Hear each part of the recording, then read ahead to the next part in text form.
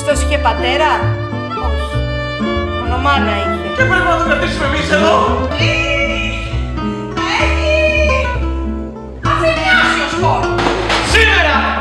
Σήμερα! Ναι, είναι κατάλληλη μέρα! Ποια είναι η κατάλληλη μέρα! Γυναικολογικός κατάλληλη! Μάλιστα, κατάλαβα! Άκη! Γιορτάνη! Ισίδωρα! Τώρα που μιλάς με μη. Άμα αν υπάρχει ανάγκη. Φέρε μια κομπρέσα! Φέρε μια κομπρέσα! Σκάψη! Ρούφια! Τι σου πω σου πριν! Εδώ! Αυτά... Τώρα έπαιξα κουτάκια και εγώ δεν έχω να ταΐσω τα παιδάκια μου! Θα με περιφρονήσει κι από πάνω! Κύριε Βαγγέλη, αυτή δεν κάνω σαν κόντρας και τα πληρώνω το χωσκοσμάκι με τα αντίπεινα! Τριχέσαι μας κι εσύ. Ποιος το έγραψε, ξέρεις! Μη μου πείτε το έγραψε! Κανένας άγγελος! Ένας άγγελος θέλει να στείλει ένα μήνυμα χρησιμοποιεί το χέρι ενός ανθρώπου! Το χέρι που το έγραψε ήταν το χέρι ενός μελοθάνατου!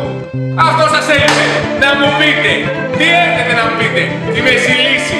Ή από εδώ είσαι ή από εκεί! Δεν υπάρχει μέση λύση!